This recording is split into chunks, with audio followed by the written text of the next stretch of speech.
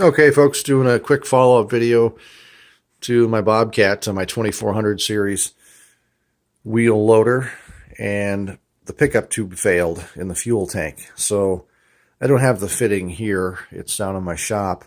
The fitting from Bobcat, which is more or less just this piece here. And then rubber hoses connect either way, connect and go down into the fuel tank. And then this other barb fitting would go up to the lift pump, and then through the filters and into the injection pump. Now, this is, I think, about 16 inches, maybe 15 and a half inches from the bottom to the top, meaning this is the top of the tube by the time it sits down in the tank. So it's about 2 inches off the bottom of my tank, I think. And I made all these pieces. Of course, the brake line came from a roll of brake line I got at a swap meet, just Chinese, nothing fancy. It's like zinc coated or cadmium coated maybe on the outside, and copper coating on the inside. It's flashed, probably an electrolysis process. Anyway, this is nothing more. This is loose. I'm going to silver solder a screen on the end of this pickup, so it allows filtering of the big chunks. But I had to put it all together in one shot. And this is the rubber grommet that seals at the top of the tank and goes into the base of this fitting. And I made this fitting. I cut chunks of steel up. It's 1/2 inch OD steel. A lathe op made the OD a little smaller. I put the barb on the end, drilled the hole, and then I stuck it in the mill.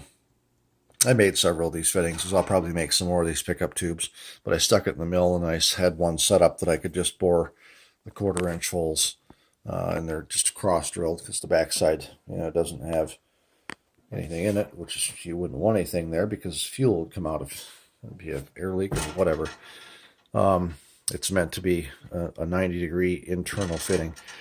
And this barbed fitting is just an old airline. These basically had a brass piece crimped around the piece of air hose, and it had failed. So I cut the brass off with a cutting disc and peeled it away. And actually, this is the back side of it. I had turned down the hex and the threads off of it, and I cut it with a hacksaw, trimmed up this end to 250 thousandths. So just a slip fit of like a 2000 slip fit into the part I made. Silver soldered everything up. This is done with a hydraulic brake flaring tool. It's a 45-degree flare, just a small one. I didn't do a complete flare. That's it. And this is done intentionally. I'll silver solder a screen on the end of that. Pardon my hands, are a little bit dirty. Yeah, but I work for a living, so this time of year it's tough to keep them clean. But what I was going to say is this is meant to be loose on here, so that the thought process is that it probably won't jiggle enough to wear anything through in the lifetime of the machine, for me anyway. If it does, no big deal. I just take this pickup tube, pull it back out of the tank, put another 45 on there, a little bit larger in diameter, do another piece, silver solder a screen back onto it, away we go. That's if I have problems with it clogging. It's not going to at least fail picking up fuel, because what would happen to the original one is this fitting, there was a rubber hose that went down into another screen, a pickup screen, brass one with like a spring on the outside of it to kind of help shake the crud loose, if any collected. And that would fall off up here, or it would crack. There's no good way to have a clamp inside of this, because this is down in the fuel tank. So, there's probably better ways to do this even yet, but I thought this was an improvement over the original, and we'll see. I'm going to put it in this afternoon here, and hopefully make the machine run again. before, I was just getting all kinds of air, and I thought something's going on here, and that's what it was. The pickup tube was just sucking air.